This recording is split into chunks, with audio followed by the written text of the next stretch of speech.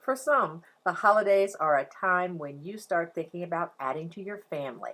But before you give your child or grandchild a puppy for Christmas, you may want to consider a few things first. And to tell us more, I want to welcome Lisa Desatnik, the owner of So Much PETential. Lisa, thank you for joining us today. Well, sure. Thanks for having me. Happy holidays. As we said, there's a lot to consider, and your current family dynamic is one of those factors. So, talk a little bit about that. You really want to think it through. Do you live in an apartment? How difficult is that going to be to get your puppy down quickly when you're house training?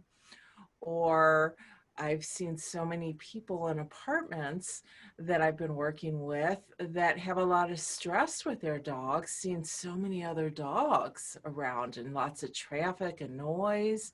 These are all things that you really want to consider. What has the socialization background been of that puppy that you're bringing home?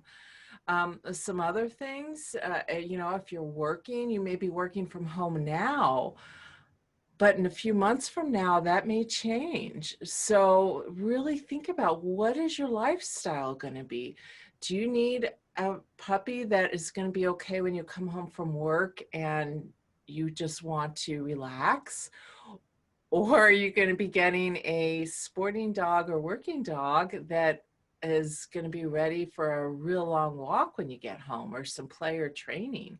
Also, if you have kids in your family, that's going to add a whole new dynamic, because in order to help your puppy to be successful with your kids, that's going to require lots of active supervision and training on the part of not just your puppy, but of your kids as well.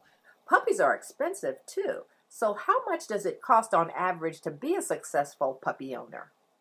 Dogs are not inexpensive. They can be expensive, especially as they get older. But when you bring a newborn puppy home, there's lots of new expenses that first year.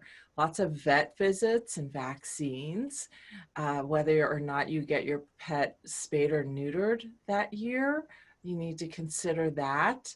And then there's all the supplies, the crates and the gates and the toys and the dog food.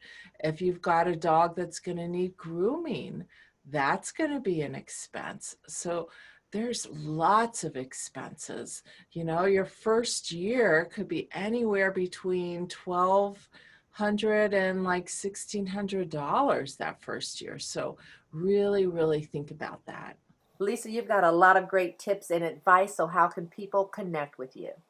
Well, I would love for them to get in touch. I have lots of information on my website, and that is www.somuchpetential.com. It's like potential with an E. Lisa, thank you so much for talking to us today. Sure. Thanks for having me. And again, happy holidays.